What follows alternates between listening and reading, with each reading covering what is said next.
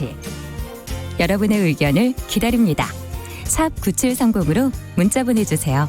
짧은 문자 50원, 긴 문자 100원이 부과됩니다. 네, 정용실의 뉴스 브런치는 항상 여러분들과 함께 만들어가고 있습니다. 문자는 샵 9730 그리고 KBS 콩으로 들으시면서도 보내주실 수 있고요. 유튜브 라이브 실시간 스트리밍 KBS 일라디오 치시면은 계속 보실 수 있고요. 보시면서 또 의견도 남겨주실 수 있습니다. 그리고 네이버 다음으로도 또 유튜브로도 뉴스픽 코너는 계속 저희가 남겨놓고 있습니다. 기록을 보시면서 또 의견 주셔도 좋겠습니다. 벌써 몇 분들이 들어오셨어요. 메이플 아카시스 라온님, 최현선님, 또 행복한 엄마님, 1010-2867님 들어오셔서 인사 주시고 의견 주셨고요. 유튜브로도 들어오셨는데 이름을 2020년 좋은 한 해시군요. 네, 날씨 추워졌으니까 세 분 감기 독감 조심하라고 감사합니다. 자, 오늘 두 분이 자리를 해주셨는데 이렇게 세트로 입고 오셨나요? 마음이 통한 것 같습니다. 네, 아니 청색 자켓에 안에는 한 분은 검고 한 분은 희네요. 네, 송문희 도공감 여성정치연구소장님 안녕하세요. 네, 안녕하세요. 네, 전혜연 시사평론가 안녕하십니까? 예, 제가 오늘 좀 특별한 배지를 달고 나왔습니다. 평창 동계올림픽의 상징이었던 수호랑. 한반도의 기억나요. 호랑이. 예, 제가 이걸 단 이유는 뭐냐면 최근에 날씨가 안 춥다고 제가 굉장히 좋아했는데 돌아보니까 참 죄송스러운 마음이 들더라고요. 날씨가 추워야 되는 곳들도 있습니다. 예를 들면 강원도라든가 그런 그렇죠. 지역은 겨울 축제를 많이 하거든요. 날씨가 너무 안 추워서 뭐 황태를 말리는 덕장 겨울 축제 준비하는 곳들 고민이 많다고 하시는데 제가 당부드리고 싶은 것은 또 춥지 않으니까 놀러 가시기 굉장히 좋습니다. 그래서 설 연휴 전으로 많은 분들이 좀 국내에 곳곳 여행하셔서 맞아요. 지역 경제가 조금 살아나는 데 도움 주셨으면 합니다. 네, 알겠습니다. 네. 자, 그러면 두 분과 함께 이제 뉴스를 좀 살펴보죠. 오늘 첫 번째 뉴스는 검사장급 간부 인사가 이제 어제 단행이 돼서 인사 내용을 좀 저희가 들여다보면서 두 분의 의견을 좀 들어보고 싶거든요. 전혜연 평론가께서 내용을 좀 정리해 주시겠어요? 예, 추미애 장관이 법무부 장관으로 임명된 이후에 가장 큰 관심사 중에 하나가 아마 인사가 어떻게 될 것이냐인데 네. 어제 저녁 전격 발표가 났습니다. 그렇죠. 검사장급 간부 32명에 대한 승진 또 전보 인사가 났는데 세간의 관심사였죠. 대검 참모진이 어떻게 됐느냐. 이른바 윤석열 사단으로 불렸던 대다수가 교체됐습니다.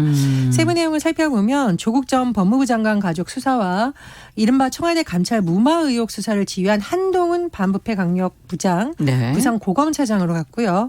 청와대 선거개입 의혹을 수사 중이던 박찬호 공공수사부장은 제주지검장으로 발령났습니다. 네. 또 다른 대거 참모들도 일선 검찰청으로 많이 전보됐는데요.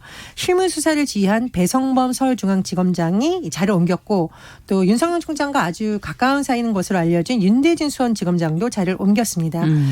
반면에 법무부에서 검찰개혁 관련 업무를 담당했던 검사들이 좀 핵심부로 왔다라는 평가가 나오고 있는데 네. 이성윤 법무부 검찰국장이 서울중앙지검장에 임명됐고요. 예. 검찰국장도 굉장히 요직이라고 부르는데 조남건 신임 검찰국장이 임명이 됐습니다. 여기에 대해서 뭐 평가가 완전히 엇갈리는데 오늘 아침 신문만 보셔도 여기에 대해서 굉장히 비판적인 언론도 있고 중립적인 의견도 있고 약간 힘을 실어주는 언론도 있는데 뭘 봐야 될지 모르겠어요. 그렇습니다. 예. 근데 뭐 법무부의 입장을 일단 설명을 드리면 그간 제대로 평가하지 못하고 있던 일선 우수 검사들을 우대했다고 밝혔는데 정치권에서도 해석이 분분하고요. 여론도 좀 나뉘는 분위기입니다. 네. 자, 이번 인사로 또 법무부와 검찰 간의 신경전도 또 크게 지금 보도가 되고 있고 인사에 대한 반발은 없는 건지 또 청와대 관련 수사가 또 무력해지는 건 아니냐 하는 그런 지적도 나오고 있고 두 분은 어떻게 보시는지요?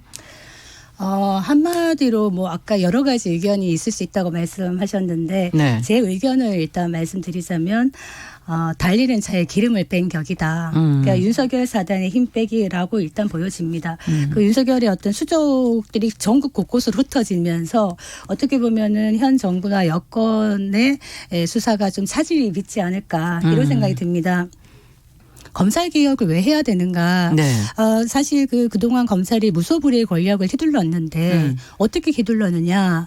살아있는 권력의 정권의 입맛에 맞게 죽은 권력에 대해서 칼을 댔기 때문에 검찰의 개혁을 또 얘기하는 것인데 지금 현재 검찰의 윤석열 총장의 포지션을 보면은 예나 지금이나 살아있는 권력에 대해서 늘 어떤 칼을 댈 수 있는 이런 의지를 보였기 때문에 지금 현재 간부 검사들이 6개월밖에 지금 안 되었는데 지금 시점에 굳이 수사진을 바꿔야 되는가에 대해서 조금 의심의 눈초리를 보낸다고 할까요? 그런 사람들이 좀 있을 것 같고 검찰 내부에서는 지금 부글부글 끓고 있지만 집단 반발은 지금 안 하고 있는 모양새입니다.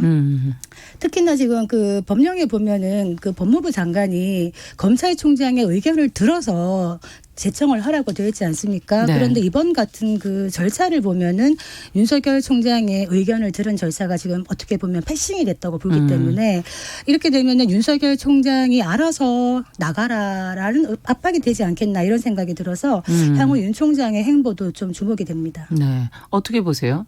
저는 조금 다르게 해석을 하고 있습니다. 예. 폭주하던 차에 브레이크를 걸었다. 예, 약간 의견이 다르죠. 같은 내용인데 다르게 보시는 네, 조금 거군요. 다르게 봅니다. 네. 왜냐하면 저는 윤석열 검찰총장이 가지고 있는 어떤 진심이나 이런 것에 대해서 의심하는 건 아닌데요.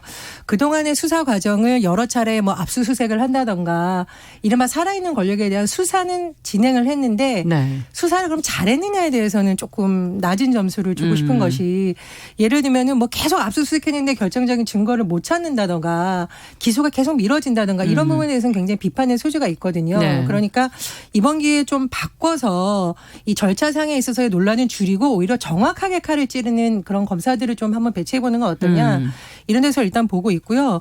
두 번째로 윤석열 총장의 의견을 듣겠다라고 하면서 장관이 이제 불렀는데 네. 안 간 거잖아요. 그 이후에 해석이 언론을 통해서 보면은 요식행위라고 판단해서 안 갔다. 근데 공무원들이 감독권자가 불렀을 때 난 이렇게 판단해서 안 갔다라는 건 어떻게 보면 항명으로 보일 소지가 있습니다. 이게 검찰로서는 굉장히 위험한데 그럼 앞으로 검찰 지휘부에서 일선 검찰을 불렀을 때 정치적 압박일 것 같아서 안 갔어요라든가 왜 1시간 전에 저를 부르셔서 안 갔습니까라는 이런 현상이 또 일어날 수 있다고 보거든요. 그래서 윤석열 총장도 어떻게 보면 이 부분에 있어서는 꼬투리를 잡힐 여지를 오히려 준 것으로 봐서 저는 차라리 만나서 대화를 하고 이런 의견 개진을 했는데 안 받아들였다라는 것이 오히려 더 논리적으로 맞는 것이 아닌가 이런 생각이 들고요. 지금 검찰이 살아있는 권력만큼 중요한 것이 사실은 민생 법안, 인권 문제이거든요. 검찰의 수사 과정에서 인권 침해 피해 사례는 사실은 권력층이 아니라 일반 국민들이 더 많이 겪는 문제입니다. 최근에 고문으로 인해서 뭐 허위 자백했다 이런 거 나오는 거 계속 경찰만 수사받는데 검찰은 책임이 없나요? 검찰 담당했던 기자들 얘기를 들어보면 일선 경찰도 문제지만 사실상 경찰의 위에 있었던 검사들은 왜 책임이 없다는 듯이 얘기하냐는 비판은 나오고 네. 있거든요. 그래서 이번 기회에 좀 인권 문제라든가 기존의 관행을 돌아보는 한 번의 계기가 돼야 된다고 봅니다. 네.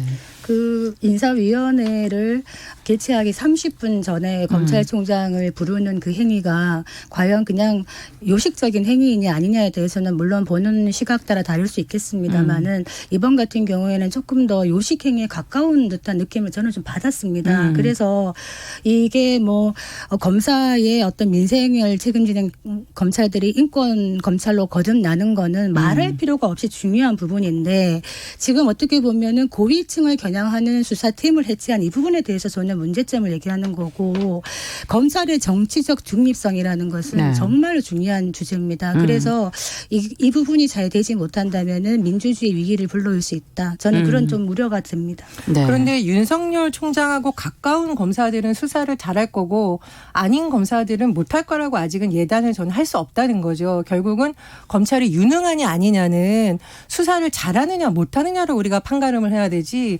누구의 사단이었냐 특수부 출신이냐 아니냐로 가릴 수 있는 문제는 좀 아니라고 보거든요. 그래서 사실 저는 이번 인사에 대한 평가는 지금보다는 앞으로 검찰이 수사를 어떻게 잘하느냐 못하느냐에 따라서 그 지점에서 하는 것이 조금 더 정확한 평가가 아닐까 싶습니다. 뭐 또 굳이 또 한마디 덧붙이자면 우리는 사실 이렇게 불편한 대화를 하면서도 상대방의 이야기를 듣고 있지 않습니까? 수사를 잘하느냐 못하느냐를 사실 지금 평가할 수 없다고 봐요. 지금 뭐 조국 전 장관이나 가족이나 그리고 지금 현재 진행되고 있는 네. 청와대의 무슨 하명 의혹이라든가 이런 것들에 대해서 수사가 진행되고 있기 때문에 오히려 저는 의혹을 사지 않으려면 이 수사가 마무리된 다음에 조금 더 역동적으로 했으면 좋지 않았겠나 이런 생각이 듭니다. 네.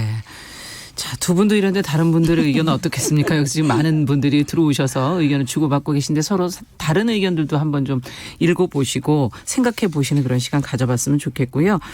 자, 이제 두 번째 뉴스는 자유한국당이 어제 2차 영입인재 발표를 했어요.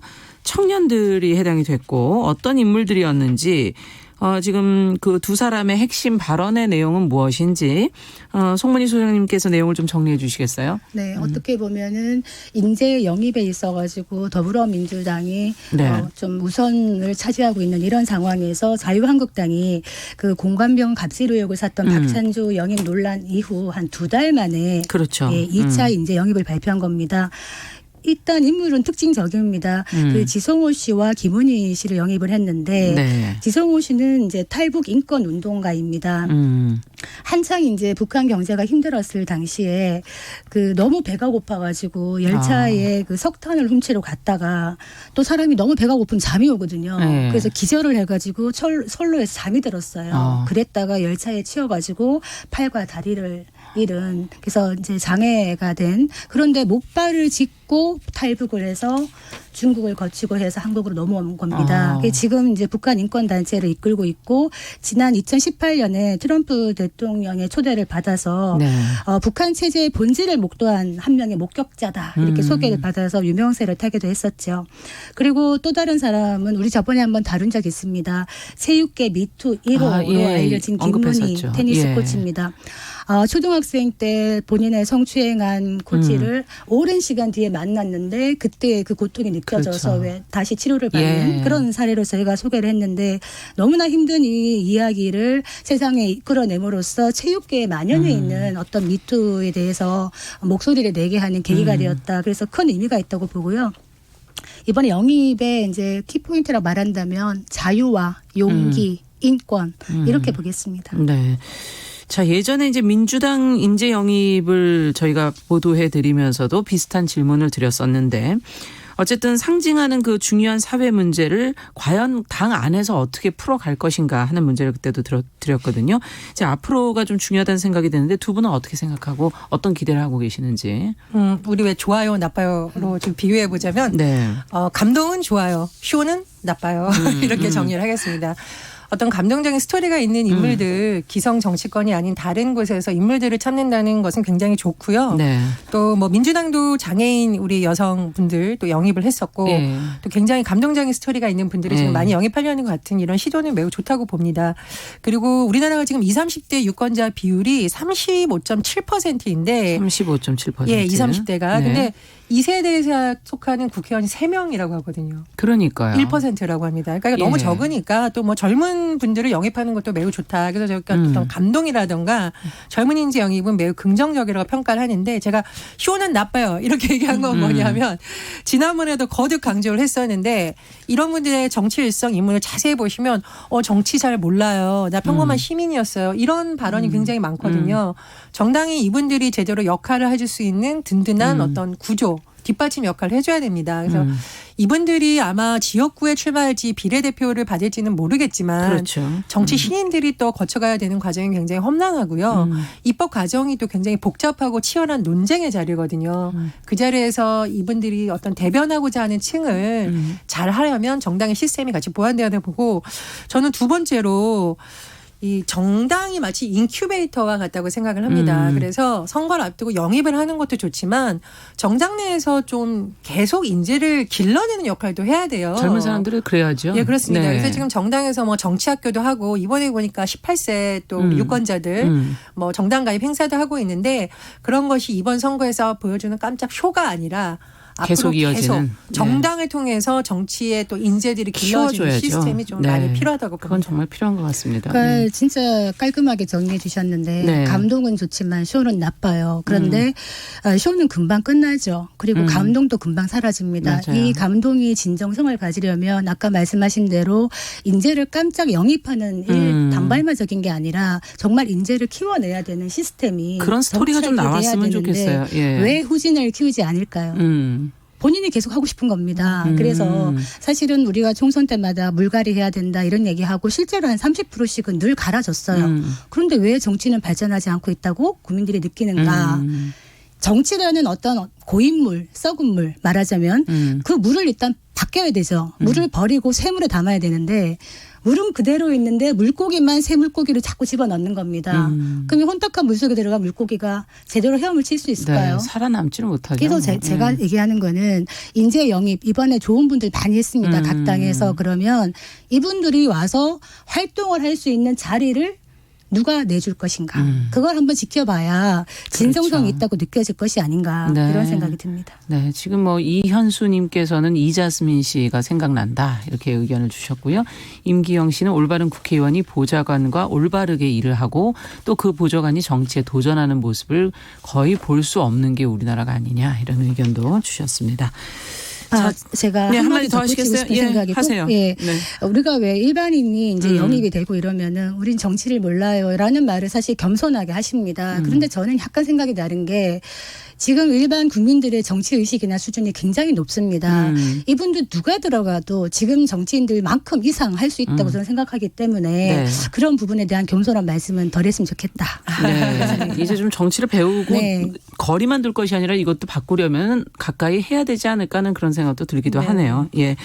자, 세 번째 뉴스는 60대 여성 택시 운전사를 성추행해서 해임 처분을 받은 교감에게 징계 처분을 내리는 건 정당하다 이런 대법원의 판단이 나왔어요.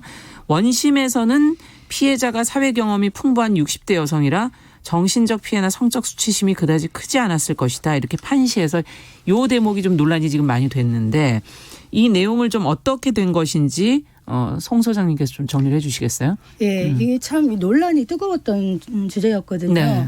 2017년 9월 새벽에 어느 날 택시 운전기사가 여자 기사님이셨는데 당시 67세셨어요. 갑자기 취객이던 승객이 손을 뻗어서 가슴을 웅켜잡은 겁니다.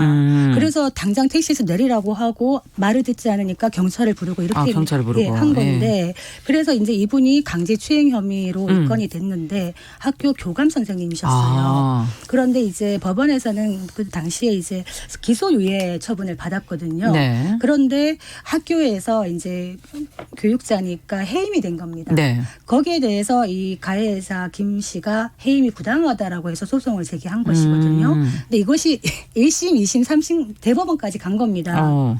그런데 1심에서는 뭐 해임이 정당하다. 왜냐하면은 교사가 일반인보다 엄격한 도덕성이 그렇죠. 필요하기 때문이다. 그리고 이제 본인이 주장한 게 뭐냐면 내가 피해자를 억압할 만큼의 그런 폭행을 행사하지 않았다. 이렇게 얘기하지만 강제추행에서의 폭행이라는 것이 상대방의 의사를 억압할 정도가 아니더라도 상대방의 의사에 반하는 유형력의 행사가 있으면 폭행이다 해가지고 문제가 없다고 했는데 2심의 판결이 굉장히 재미가 있습니다.